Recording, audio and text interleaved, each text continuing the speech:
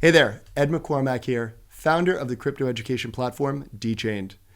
With this one of our first videos after Labor Day, I want to officially welcome you to Alt Season Autumn. That's right, we came up with an obnoxious term, but at least it's not an acronym.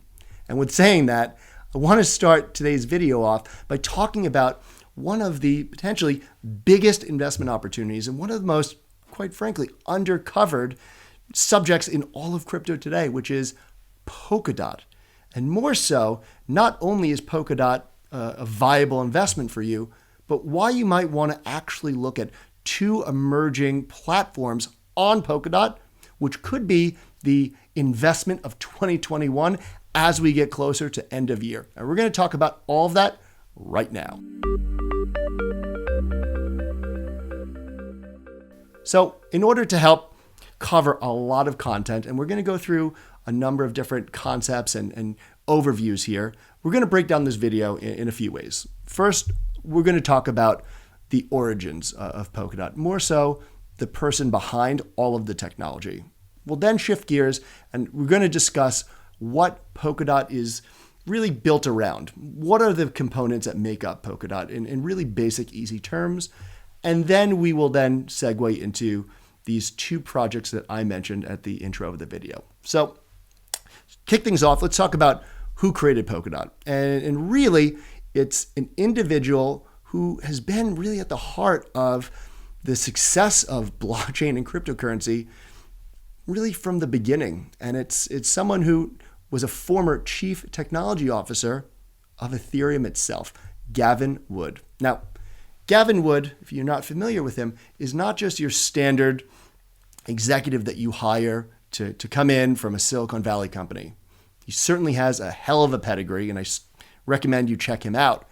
But his contributions have been phenomenal. In fact, he created the programming language that all decentralized apps in Ethereum is written in, Solidity.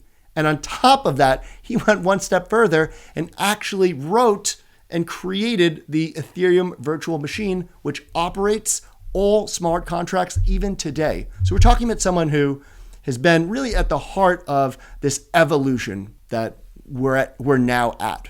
And without speculating why he departed in 2016, just based on the focus that he set with Polkadot, it's very apparent that he was leaning in on creating something that was very open, meaning it could operate with other blockchains very freely. It was scalable and would be able to do a lot more transactions than what was previously possible. And on top of that, was incredibly secure. And that's really what Polkadot is all about. If you look at how Polkadot is set up, it's set up really in three parts. The first part is its main blockchain, otherwise known as mainnet. And really the purpose of mainnet is to do the mission critical activities. Think of it like your heart.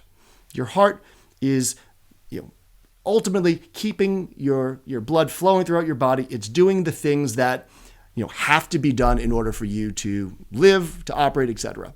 But it doesn't do some of the secondary, operations that maybe another body part, your hands, could do. And that's what the parallel chains of Polkadot are all about. Those parallel chains, otherwise known as parachains, their primary mission is to actually handle all of the physical transactions that are being done. And once those transactions are accomplished within the smart contracts on those parallel chains, the confirmation of the transaction, just the final record, is then passed over to the mainnet. So what you don't get is this heavy congestion that you often find with Ethereum or Bitcoin, where the blockchain is ultimately where everything is happening all at one time. And you either have a situation of a bottleneck with the miners, or the validators are being required to process every single transaction that happened just prior to the one that you just accomplished. So it's heavy, it's very tedious, and it's slow. And it's the reason that Ethereum, even today, as it's moving towards this model, which is called sharding in 2022, it's still really not able to keep up at nearly the pace that some of the more technologically advanced blockchains are able to do, and also why the fees are so high. Now, in saying that, now that we know the mainnet and the parallel chain, the third piece of the puzzle is a test blockchain that ultimately acts as a testing platform where experimentation by the developers is done and all the different bugs and all the imperfections are worked out before it's ready to go and be hosted on the mainnet. Before it's ready for prime time, it's got to work out the bugs and work out the kinks on the test net, Kusama. And this is where things get very interesting because while today Kusama acts as a support to Polkadot, Gavin Wood has been very vocal in saying that the future of Kusama very well could lead to it hosting and operating as its own ecosystem and be a complement to go back and forth with Polkadot, which really could create something tremendously valuable. But in saying that, in order to operate on Kusama, the developers need to lock up a certain amount of the native token for that parallel test net called KSM, which stands for Kusama. And by locking up that KSM on the chain, what they're able to do is then have the ability to vote for certain referendums, certain proposals, and also to be able to facilitate all the testing and learning that's required. And what that creates is a scenario where you have a bit of a supply drain as more developers come into Kusama, and we'll talk more about why they're going to do that in a second. You are essentially getting this buying pressure, on its fairly finite supply.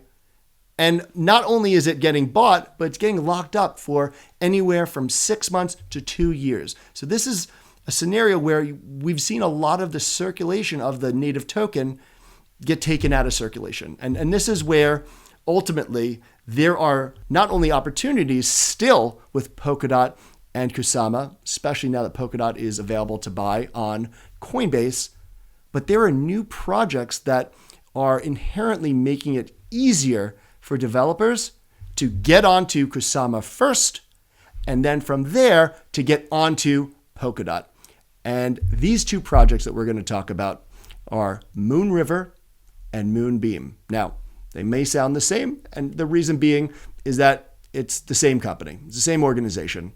Originally, Moonbeam was created as a easy bridge for developers that were already on Ethereum to take their application and port it right over into Polkadot without having to change any of the code, without having to make any material alterations to the functionality. It was just very easy to do. And ultimately, there was a tremendous amount of excitement around that. But in saying that, it didn't solve the problem that it first has to go through Kusama. And that's where Moonriver has stepped in. And not only has it gotten a tremendous amount of value, because in order to participate with Moonriver, which is going to help you get onto Kusama and ultimately help you then make that transition into the mainnet, you have to buy MOVR, which is the native token for Moonriver, which is helping you take your Ethereum-based application and move it into Polkadot. And these developers and the demand by the developers to buy up these tokens so that they can use this brand new service for Polkadot has been incredible. So much so that if we look at one of the best performing cryptocurrencies in the last month, since its introduction on August 27th, Moonriver has had over a 500% appreciation. We are talking mind-blowing, and it's only getting started because one of the biggest projects, one of the biggest, not just in Polkadot, but in all of cryptocurrency, SushiSwap, is about to start launching on Moonriver. So we are talking about one of the biggest DeFi platforms in all of cryptocurrency, which is based on Ethereum, now going to go through Moonriver, gobble up a ton of the MOVR tokens, operate, test out, then use Moonbeam, which is that final bridge to go from the testnet to the mainnet.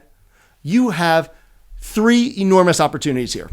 So one, with SushiSwap, you are now able to use SushiSwap on other blockchains through Polkadot. So if I'm someone who's actively using Avalanche, which is AVAX, or Terra, which is LUNA, or Cosmos, ATOM, I told you, at least I didn't come up with a new acronym for this autumn thing.